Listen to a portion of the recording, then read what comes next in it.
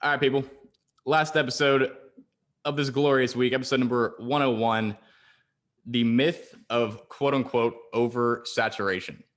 So Scotty started talking about this a little bit in the last episode. I had to reel him in a little bit. He's getting a little wild, bucking a little bit too much over there, Scott man.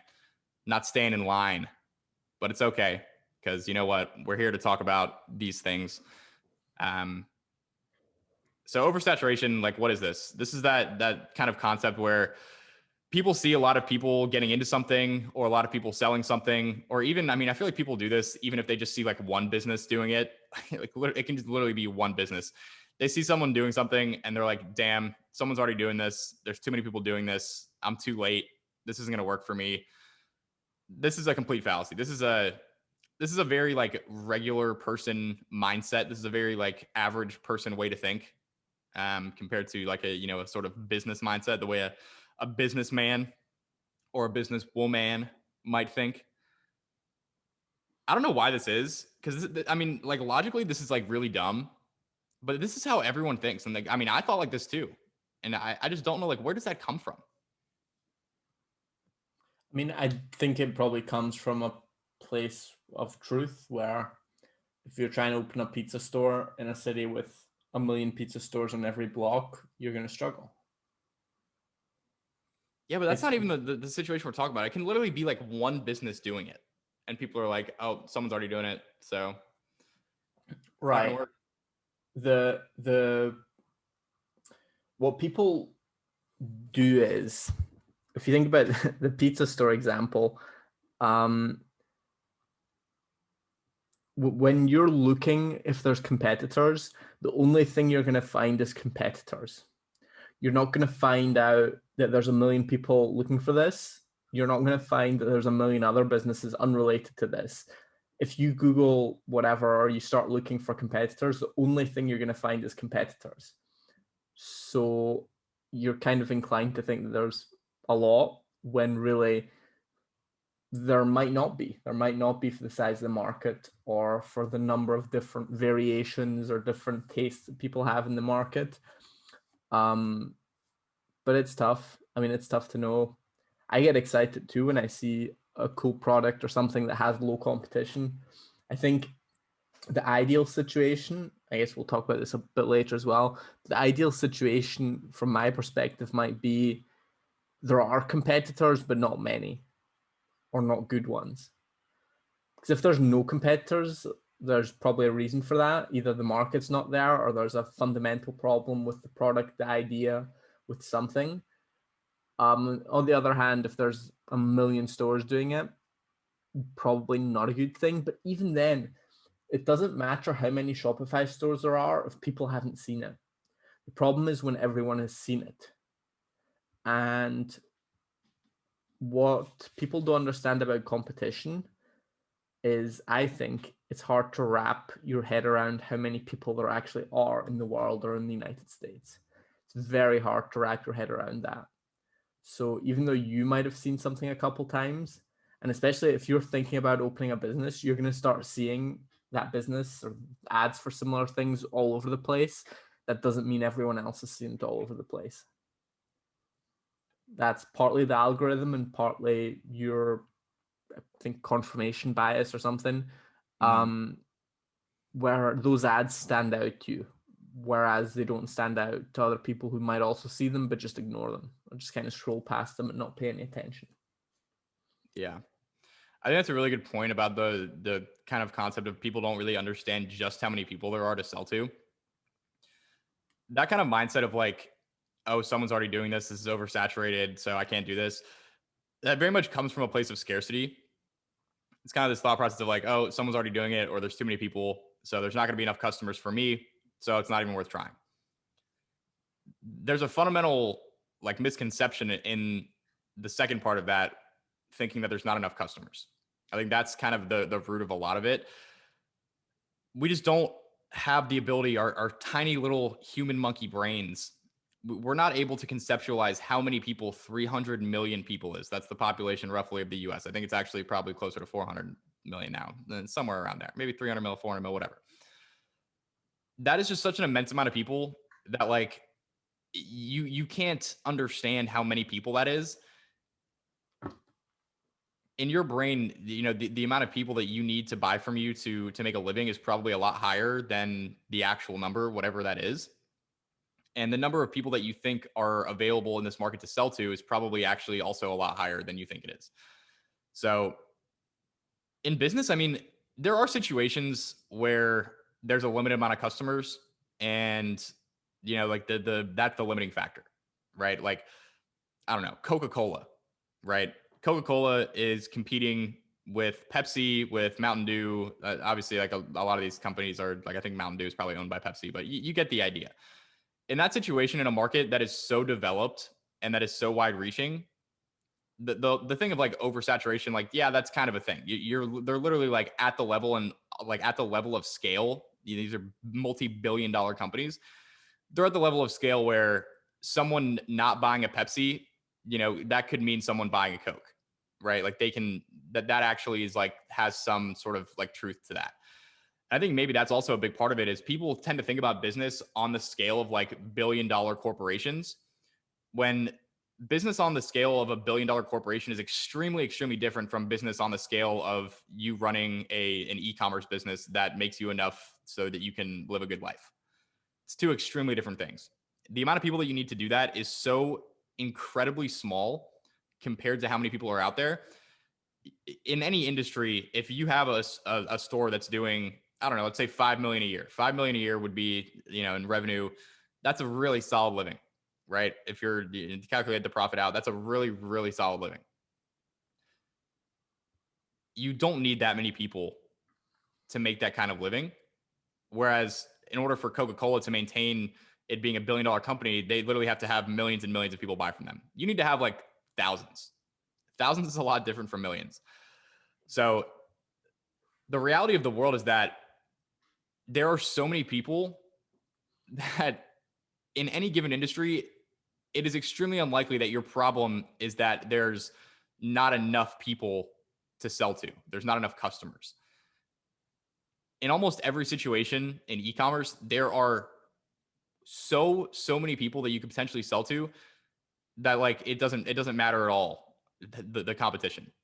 Now, there are situations, like, I'm not saying that competition doesn't exist. This is kind of the distinction that I wanted to get at through this episode. There's this idea of oversaturation, which I think is largely a myth. It's based off of like just misconceptions. Competition, on the other hand, is a real thing. When a lot of people are selling the same thing to the same people, it's going to be harder to get your piece of the pie. That is absolutely true. The thing is, competition is not the same thing as oversaturation. Every market, every product is going to have some level of competition, but not that many things are like actually quote unquote oversaturated. And even the things that are quote unquote oversaturated, they're oversaturated because the market and the product is so good and people want it so bad that it's just been able to create so many successful businesses just off of that one market, just off of that one product, whatever it may be. Was that the end of your point? I don't know. You tell me. I thought it sounded like something more was coming. Yeah, I think we can keep going here. The way I look at it is, when there's a lot of people doing something, that means that it's proven. And even though there's going to be competition, the way I think about it is, I just have to do whatever I'm doing slightly better or in a slightly more unique way than what the kind of average business in that market for that product is doing.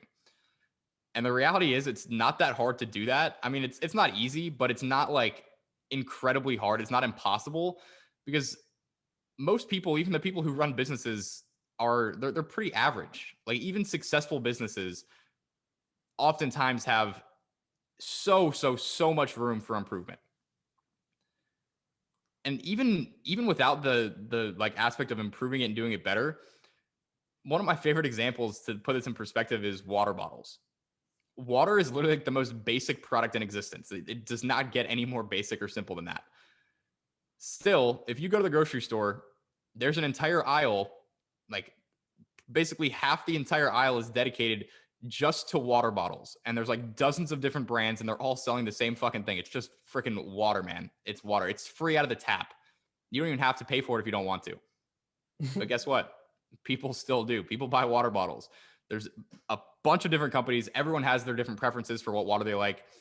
And new companies are popping up every year, even to this day, selling freaking water.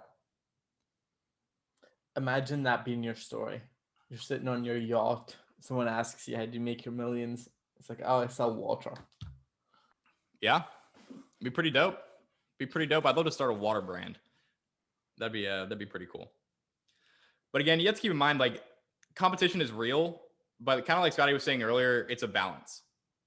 If there's no competition in something, like people, when I was first getting started in a business, I literally thought that I needed to invent something, because if I didn't invent something, do something completely new, then I wasn't gonna be able to start a business because everyone's already doing something. And if I want to start a successful business, I have to do something, completely new. That is just not the case. Because the thing is, if there's no competition in something, there's a reason for that.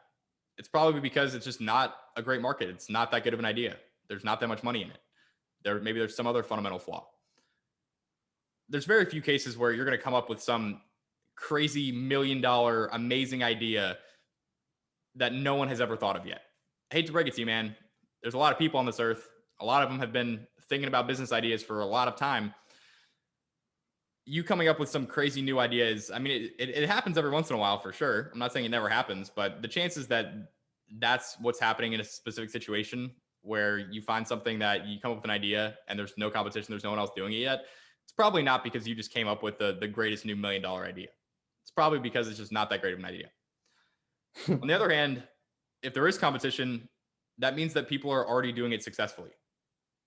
So that begs the question, why not you? Why can't you do that same thing successfully? There's dozens or hundreds or thousands of people doing it successfully.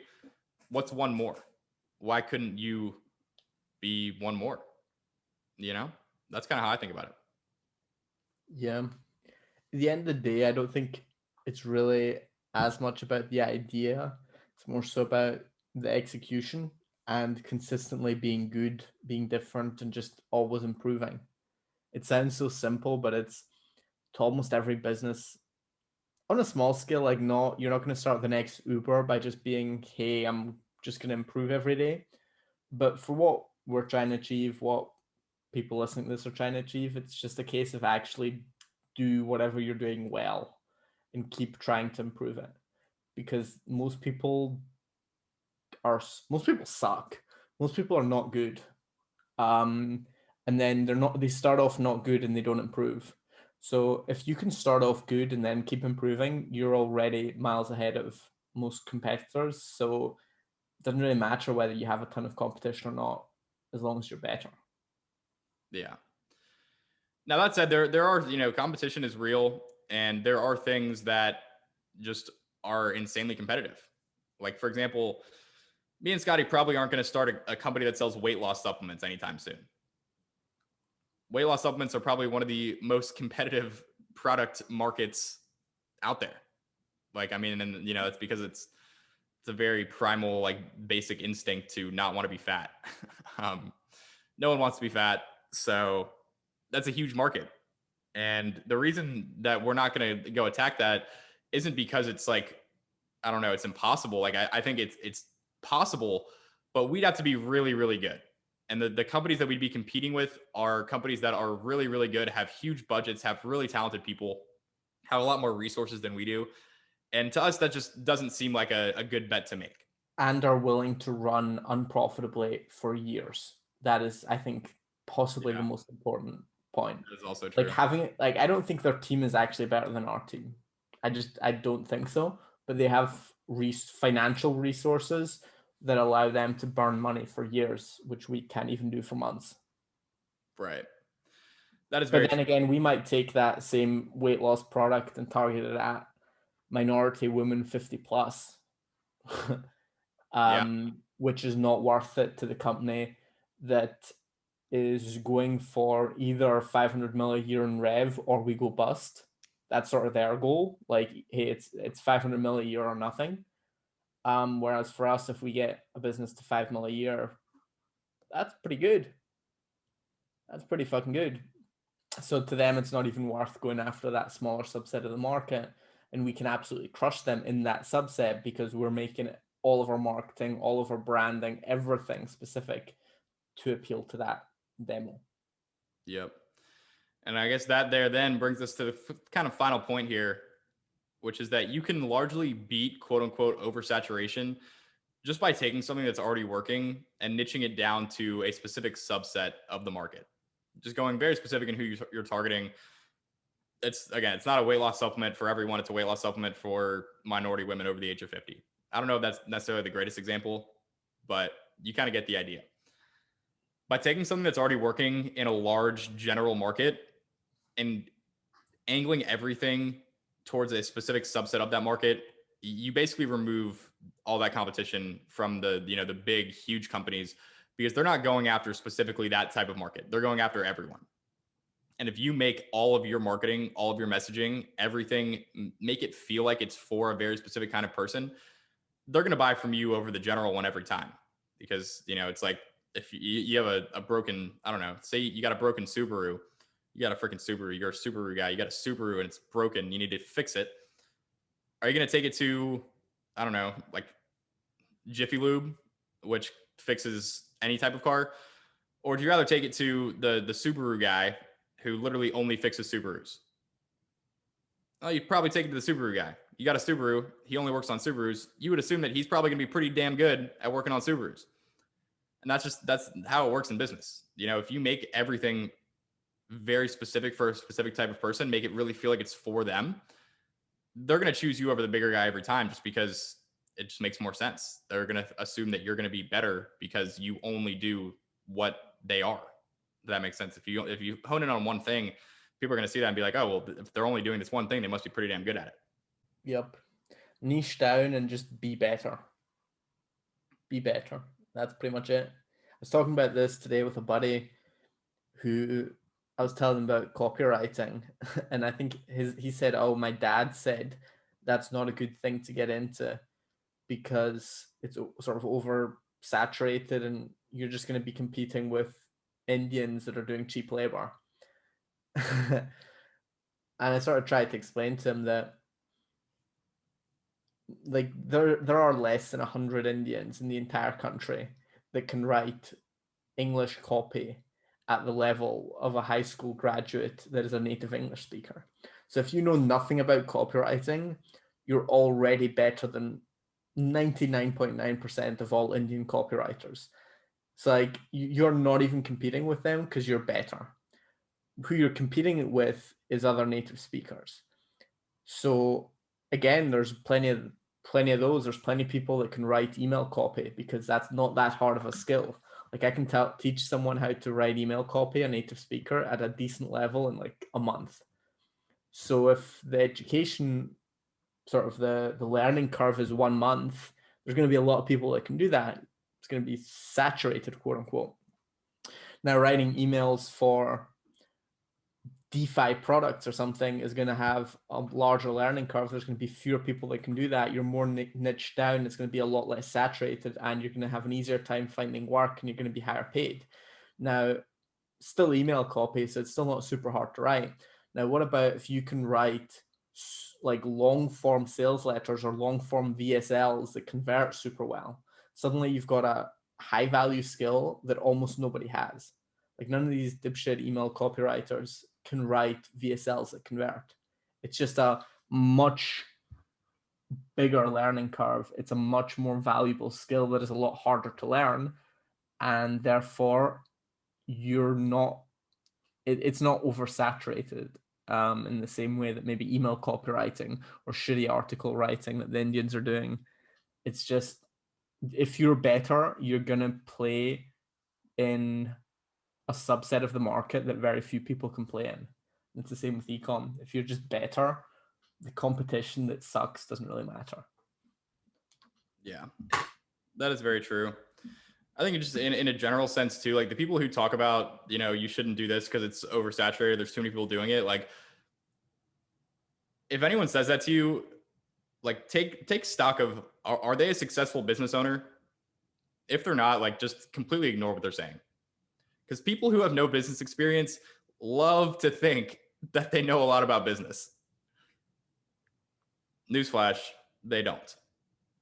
They probably know close to nothing. Even people who've like gone through business school and stuff. I mean, I've seen people who are supposed to know a lot about business say the absolute dumbest shit that is just blatantly not true when it comes to business. And I know that because I've run a business for the last, however many years of my life. Just don't listen to people who just don't listen to people who, if they're not successful in business, just ignore. Just smile and nod. Do the Wall Street Playboy. Smile, nod, and agree, and then ignore everything they're saying. And just understand that you shouldn't take advice from people about business who've never run a business. That's a business 101 lesson there for you. Also, don't necessarily take advice from people who've run one type of business and apply that to something entirely different. Like your uncle that runs a successful auto repair shop does not have good advice on dropshipping. You're just about as good asking the homeless guy under the bridge. Maybe you should do that. Maybe you should go ask homeless people for business advice. That would be a hilarious video. Imagine if I went up to a bunch of homeless people and was like asking them for business advice. Dude, that would be a hilarious YouTube video if you go and ask them like specific dropshipping questions. Like, hey bro, I'm getting traffic but no sales. What do I do? Bro, these AliExpress shipping times are super long. Like, how do I drop ship with better shipping times? Is drop shipping dead, bro?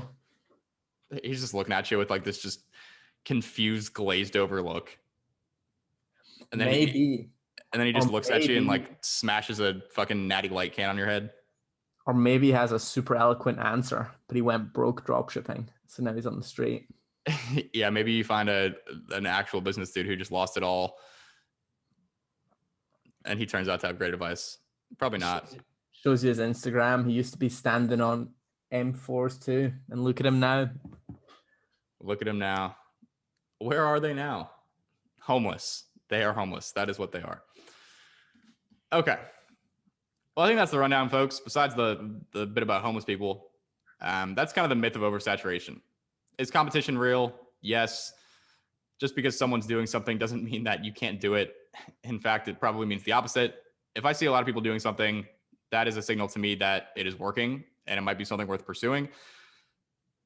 Keep in mind that everyone is basically average, mediocre. They're not that good. And it doesn't really take a whole lot to be better than that. It's not easy. It's going to require some work. But if you're just willing to do a little bit more, just a little bit more than what the average person is willing to do, then you can probably make it work. So get rid of that scarcity mindset, replace it with an abundance mindset. There's plenty of people to sell to, folks. Plenty of MF and people. You don't need to be thinking like Coca-Cola or like a $500 million a year company. Just be thinking like the little guy. The little guy doesn't need that much. He just needs a little bit of sustenance. And there's plenty of sustenance to go around, folks. There's plenty of it. Go and get you some. Get you some MF and sustenance. And that's it. I think that's about it. Scott, you got anything else to add, man, before we get going here? I do not. All right, boys and gals. We hope you enjoyed this week in the Ecom Dispensary. As always, if you have anything that you would like us to talk about, things that you're having problems with, things that we can help you with, let us know in Telegram, and there's a decent chance we will make an episode talking about it. So enjoy the rest of your weekend, week, day, night, morning, whatever time it is that you're listening to this. And we will talk to you guys next week.